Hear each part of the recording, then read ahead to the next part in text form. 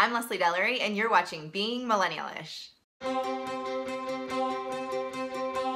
I've been the only single friend in some of my friend groups for on and off the past 10 years. And I'm always single when it's the least convenient, like for all three, yes, all three of my sister's weddings. I flip-flop between being angry or being really grateful that I'm single. This video is about the angry side, when you're lonely, disgruntled, and frustrated that you're single. I'm not going to pretend like I could say or do anything that's going to take the feeling away right now, but I do empathize with where you are and wanted to share some of my thoughts from when I've been in that mindset. Everyone's timing is different for reasons that don't become clear until later in life.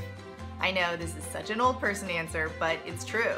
Everyone is finding themselves in their 20s, and for some people that means meeting their significant other along the way. And for others, like myself, it means meeting someone later in life. I was a late bloomer and didn't actually start dating until my late teens. I didn't have my first serious boyfriend until my mid-20s. I did not have the emotional capacity to date before then. And even now in my early 30s, I'm still learning what it takes to have a long-term relationship work. So if you feel discouraged, don't be. Everyone's timing is different and we all move at our own pace. Don't expect to just turn unsingle.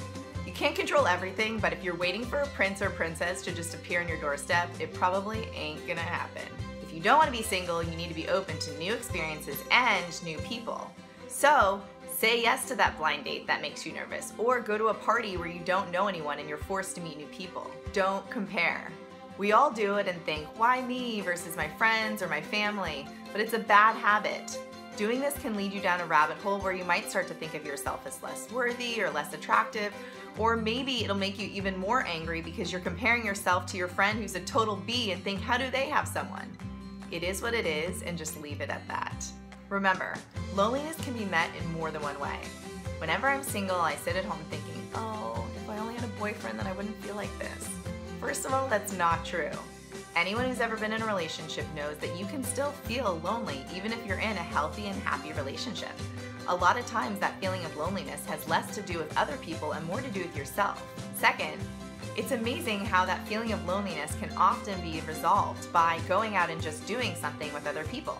And remember, if you're invited to a wedding or a party with a date, don't be afraid to bring a friend, another family member, or someone you just started seeing. You have to be able to occupy your own time and not just by dating.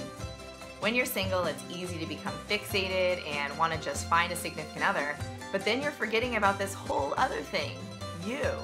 I don't know any long-term, healthy relationship where both people don't have their own hobbies and interests.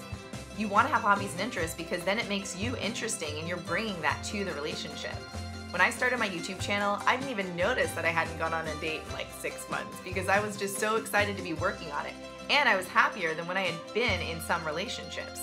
So find something that you like doing, do it, because it's not going to go away even if you have a significant other. I know it can be really hard if you don't want to be single and are single, but stay positive, focus on what you can control, and let the rest fall into place. Comment on my page if you have any additional thoughts, and I'll see you next week.